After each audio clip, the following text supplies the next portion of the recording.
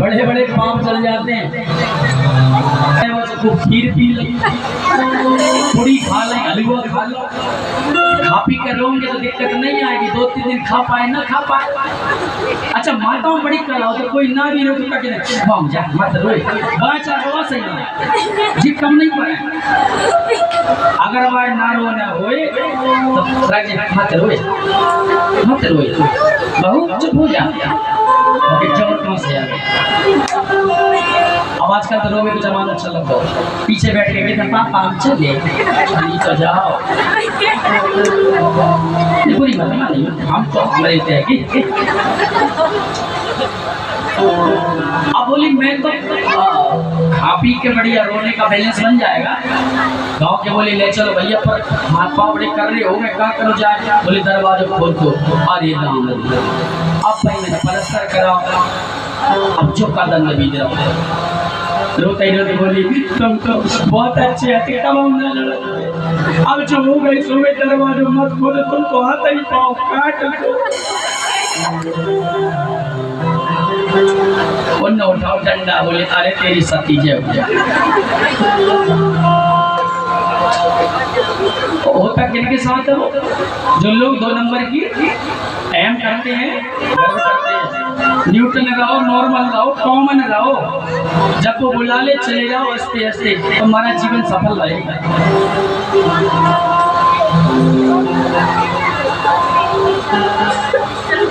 भाली कमली वाला वो मेरा यार है, मेरे मन का मोहन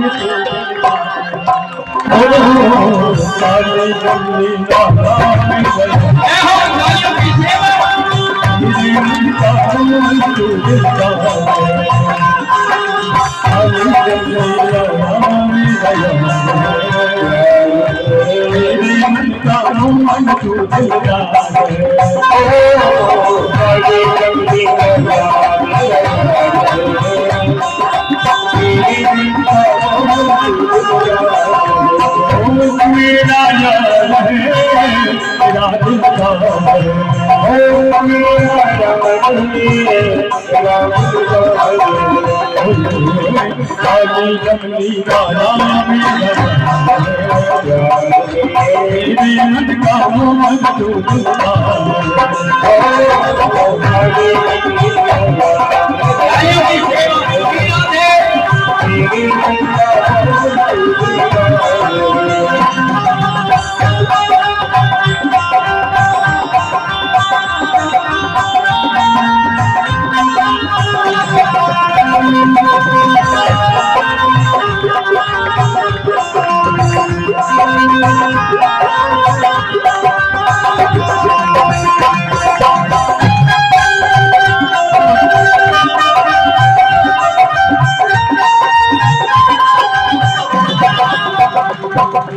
मनमोहन में तेरा दीवाना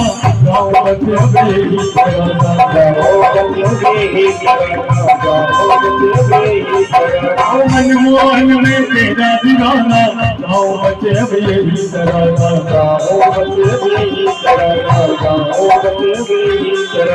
क्या बताओ मैं जो मेरा मन का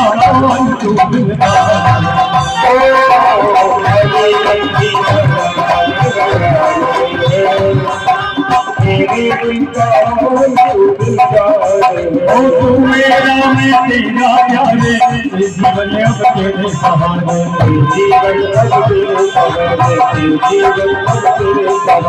तू मेरा मैं तेरा प्यारे, जीवन अब तेरे सहारे,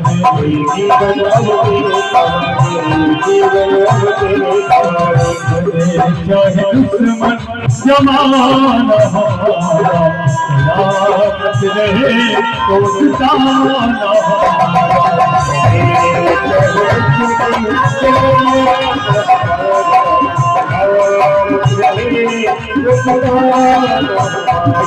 तो तू मेरा मैं तेरा प्यारे, जीवन तेरे सहारे,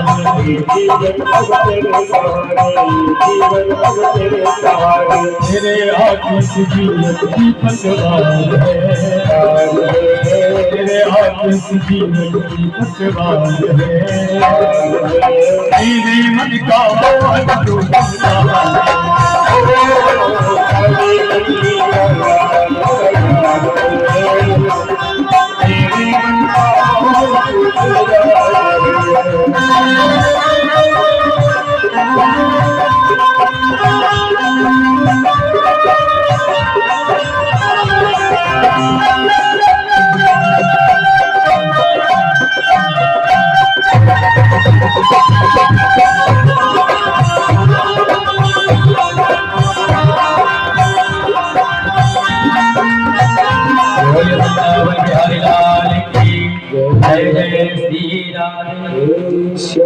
मौसम है सुहाना मेरा जी न लगे।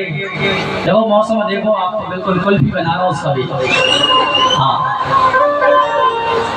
जैसे साइटें और को नहीं जाते कोई के कारा जो तो पर तेरी तो जाड़े मरे जा पर घोटा बारे ने के चलो सबका काम चलो चलो ये बैठे सब ये प्रभु का ये भक्ति है। भक्ति के लिए महाराज ये धन्यवाद बनता है। इतनी ठंड में आप लोग बैठे तो महाराज भगवान ने कृपा करी, भगवान आए, उसने गजेंद्र ने भगवान को पुकारा, रोते हुए पुष्प तोड़ा, भगवान की प्रार्थना की। भगवान ने दौड़ करके आकर के महाराज उसकी ग्राह के सर को काट के गजेंद्र को बचाया और गजेंद्र ने भगवान की सुंदर स्तुति करी है। बोलिए वृंदावन बिहारी। अष्टम स्कंद की कथा में कथा आती है कि वामन भगवान समुद्र मंथन के बाद जब देवताओं ने अमृत पी लिया तो भगवान वामन प्रकट होकर के भादों के महीने में द्वादशी तिथि को पधारे थे। प्रेम से बोलो। जब एक बार राजा बलि ने चढ़ाई करी तो देवताओं को जीत लिया, इंद्र पद से भ्रष्ट हो गया, पर भगवान ने समुद्र मंथन करवाया। उसमें से सबसे पहले विष निकला। 14 रत्न के पहले विष भगवान शंकर ने पान किया। बहुत दिन के बाद में धनवंतरी वैद्य अमृत कलश लेकर के आए, राक्षसों ने छीन लिया। तो भगवान उस समय मोहिनी बन के आए और नृत्य करते करते सबको मोहित करके अमृत लेकर के देवता को अमृत मिलाया और अमृत पीने के बाद देवता अमर हो गए और अमर हो गए तो भगवान को देवता भूल गए थे। फिर महाराज यज्ञ किए, अतिथि सेवा करी, गौ सेवा करी। 3 सेवा करने के बाद में राजा बलि ने स्वर्ग पर चढ़ाई करी, पुनः देवताओं को जीता और अब की बार में पयोव्रत के माध्यम से वामन भगवान अदिति महारानी के गर्भ से जन्म लेकर के झंझट महाराज हमें नहीं देवताओं में भी है। हाँ ये वहाँ भी बहुत ओड़ा आड़ी लगी रही। समुद्र मंथन का तात्पर्य है कि महाराज इस संसार में ये संसारी समुद्र है। मंथन का मतलब है उसमें चल फिर करके उसका मंथन करना और अमृत का मतलब है संसार में से कलयुग में राम नाम भजन निकालना। या कई प्रकार की दुकानें संसार में, आप बाजार में जाओगे तो रामायण की दुकान पे नहीं पहुंचोगे, शायद कभी भूले बैठ के पहुंच जाओ। माला की दुकान पे नहीं पहुंचोगे, लेकिन कबाड़ खाने की दुकान पे हम तुम सब जाते हैं। उधर पूर्ति वाली पे तो 8 दिन में पहुंच ही जाते हैं। 2 किलो शक्कर दे दो, 2 किलो निरमा दे दो। प्रेम से बोलो। लेकिन महाराज संसार में अगर कोई अमृत का मंथन कर ले, राम नाम रूपी वही अमृत है। और जब आप संसार में अमृत खोजने जाएंगे तो सबसे पहले आपको विष मिलेगा। विष का मतलब होता है बुराइयां मिलेंगी, लोग निंदा करेंगे, लोग बुराइयां करेंगे, लोग जाने क्या क्या कहेंगे। पर भगवान प्रार्थना करना प्रभु से, मैंने लाखों के बोल सहे कन्हैया तेरे, मैंने लाखों के बोझ सहे सवरिया तेरे लिए।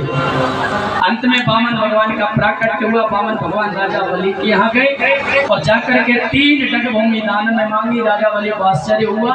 अंत में कहा प्रभु नाप लो। भगवान ने संकल्प कराया और जब नापा तो महाराज 3 डग में 2 डग में ही संसार को नाप लिया।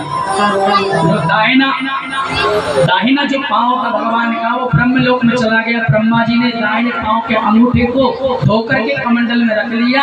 ब्राह्मण के द्वारा ब्राह्मण के दाहिने पांव के अंगूठे से साक्षात गंगा जी प्रकट हुई हैं। बोलिए गंगा महारानी की।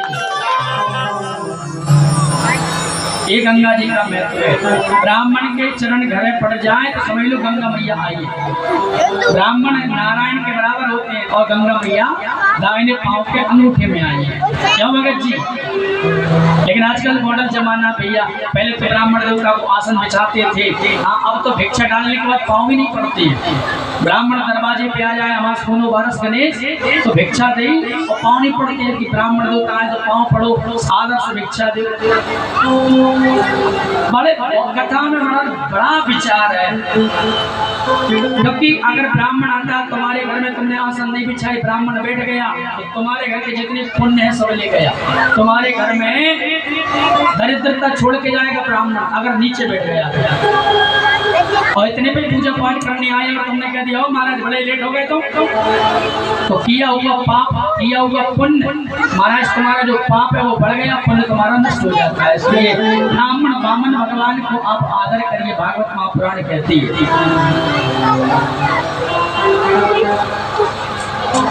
सब कुछ लुटने के बाद राजा बलि को क्रोध नहीं आया। अंत में भगवान ने कहा मैं तुम्हें छलने आया, तुमने मुझे छल दिया। राजा बलि को नाप लिया।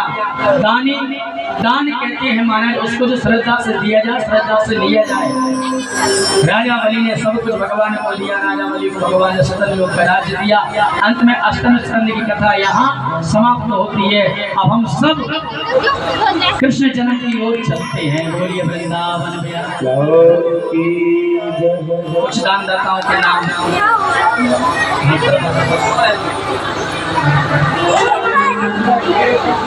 चंद्रवंश और सूर्यवंश।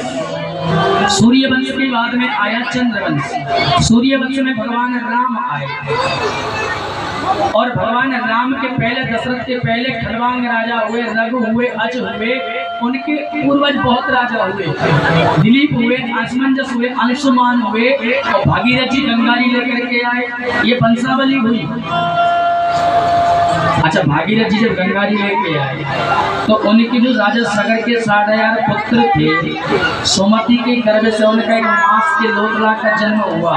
तलवार से काट के मांस के लोथड़ों को फेंक दिया, 60,000 पुत्र बन गए। जब अश्वमेध यज्ञ किया तो इंद्र उनका घोड़ा चुरा कर ले गया, कपिल मुनि के आश्रम में बांध दिया।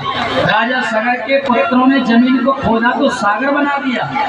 तो 60,000 पुत्रों को श्राप लगा तो राख का ढेर बन गए। तब महाराज असमंजस ने कहा हमारे भाइयों की मुक्ति कैसे होगी? तो कहा कि जब इन्हें गंगा जी का जल स्पर्श हो जाएगा तो 60,000 पुत्र तुम्हारे भाई हैं, सब जीवित हो जाएंगे। ध्यान से सुनो, अपने पूर्वज जो भी मर गए हों उनके निमित्त पटा करना, श्राद्ध करना, गंगा जी जाना, गया जी जाना हमारा कर्तव्य बनता है। जिनके पूर्वज, जिनके पितृ सुखी नहीं रहते हैं, दुखी रहते हैं, नरकों में रहते हैं, उनके हमारा कितना भी पुण्य हो जाए लगता नहीं है। प्रेम से बोलो।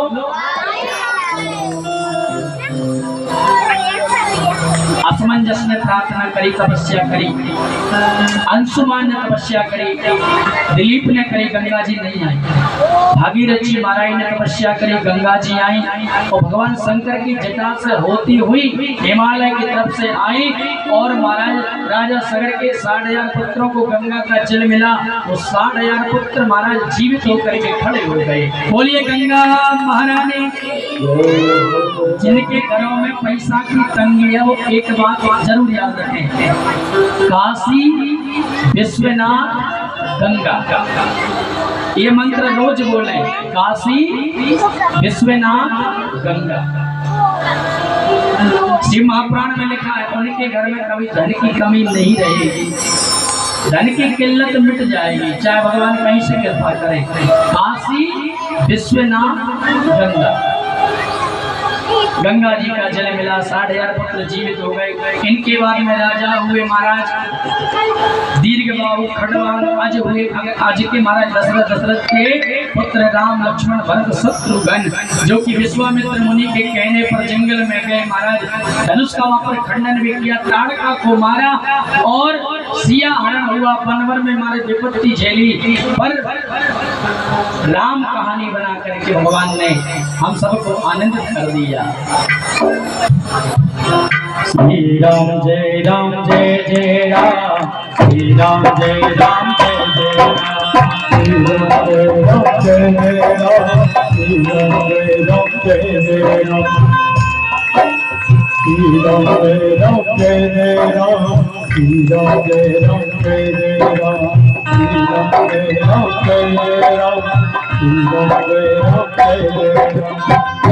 कहानी सुनो रे राम कहानी सुनो रे राम कहानी सुनो रे राम कहानी कहती सुनती आवे कहती सुनती आवे पियो में पारी कहानी सुनो रे राम कहानी सुनो रे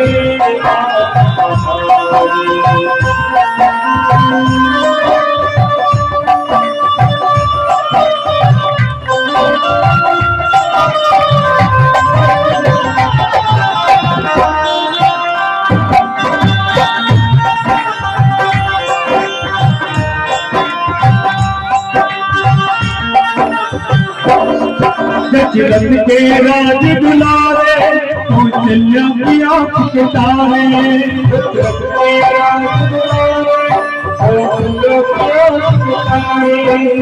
चोर बंद के चोर मेरे रघुकुल के उजियारे चोर बंद के चोर मेरे रघुकुल के उजियारे राज में गए बोले मधुबनी वाणी कहानी बोले राम कहानी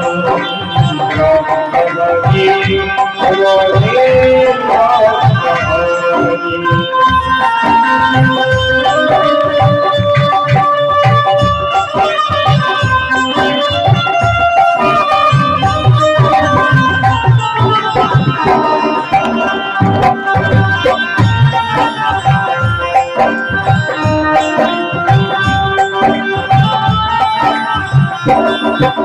छुपा करके इच्छा का आग्रह करके छुपा करके इच्छा का आग्रह करके कुछ जन सुता सीता को चलवल से ले गया हर के कुछ जन सुता सीता को चलवल से ले गया हर के बड़ा दुख पाए राजा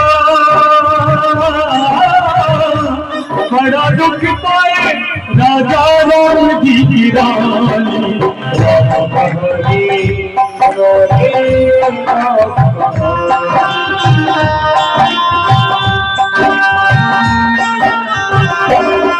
मैया विचलित मत होना तुम्हें राम कसम मत रोना मैया विचलित मत होना तुम्हें राम कसम मत रोना मैया विचलित मत होना तुम्हें राम कसम मत रोना मैया विचलित मत होना तुम्हें राम कसम मत रोना जल्दी आएंगे राम जी मैया व्याकुल मत होना जल्दी आएंगे राम जी मैया विचलित मत होना राम जी की माया खुदे राम जी की माया खुदे राम ने नगारी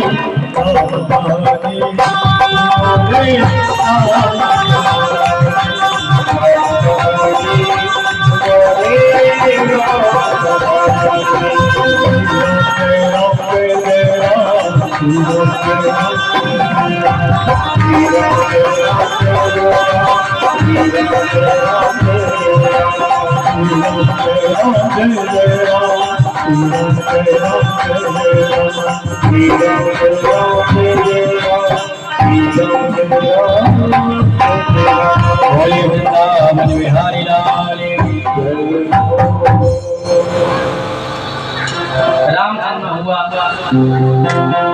अच्छा समझो, राम कथा में दो तीन बातें समझ लो। एक तुम्हारा जो मंत्र जो कई के कान भरे जे मंत्रों का कच्चू काम नहीं घरे घर से आवे तुम्हारे घरे खाए री तू तो कच्चू पेरे तो नहीं है चढ़ा तो होता तो तुम नहीं जाने ऐसा से मैं जानता मंत्रा। और महाराज एक चीज है केवट बनी, केवट ने महाराज कहा प्रभु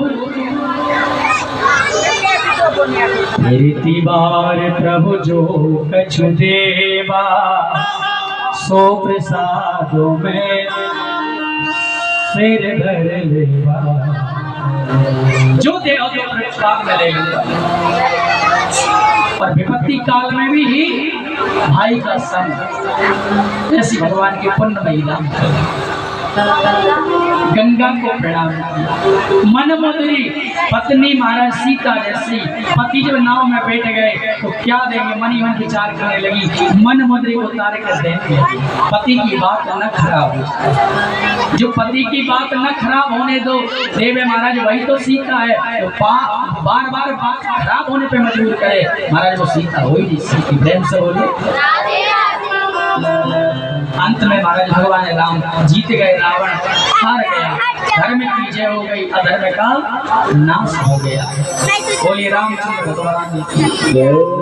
अब महाराज आती है मथुरा की बात। यहाँ पर बकरे सहित जी महाराज थे, उनके पास संतान नहीं थी। यज्ञ किया, पुत्र कामेष्टि कंस पत्नी के गर्भ में आया। द्रुमिल नाम के राक्षस की छाया पड़ी, ज्योतिषियों ने बताया।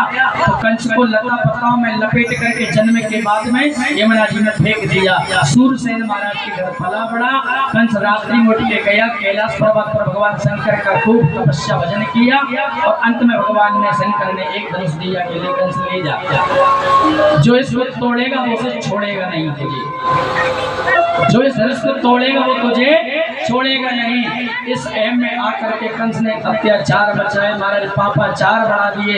जिधर महाराज स्वाह हो रहा था बंद करा दिया, यज्ञ बंद करा दिए। अंत में महाराज गौ माता रोई, देवताओं से प्रार्थना करी। तब भगवान ने कहा जब जब होए धर्म की हानि, बाढ़े असुर अधम अभिमानी, तब तब धैर्य प्रभु विविध शरीरा, हरय कृपा निधि सज्जन पीरा। कहा चिंता मत करो, देवी की वसुदेव के घर में पुत्र बन करके आने वाला हूँ। बोलिए वृंदावन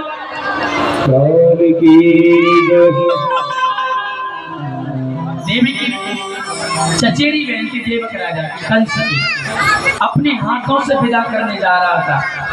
वसुदेव जी महाराज के साथ विवाह किया। आपको पता होगा जब बेटी की विदा होती है उस समय बेटी तो महाराज कितनी सुकुमार सुशील होती है, कितनी मर्यादा में बनी रहती है, कितनी जिम्मेदारी है। अच्छा सुनो, बेटी के जाने का गम सबसे ज्यादा पिता को होता है। पिता जब कहीं बाहर से आता है तो बेटी कहती पिताजी चाय पी लो, पानी पी लो, बेटा नहीं पूछता है इतने। पर जब बेटी आंगन से जाती है तो पिता बहुत रोता है। बेटी को महाराज उस देवकी को विदाई के बाद में स्वयं महाराज रथ चला रहा है। उड़ने चिड़ैया बाबुल काहे को कोसी, उड़ जे देश विदेश भर। उड़ने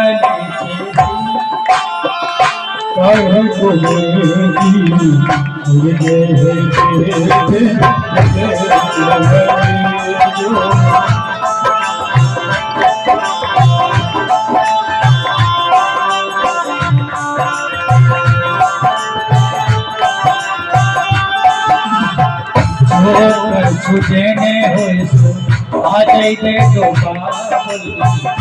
तुमसे देना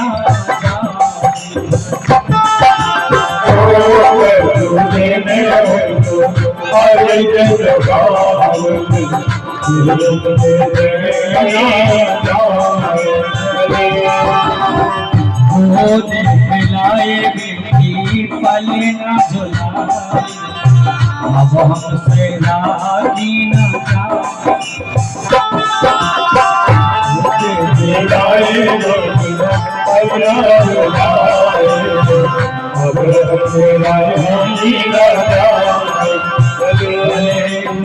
अपने हाथों से कल चला रहा था।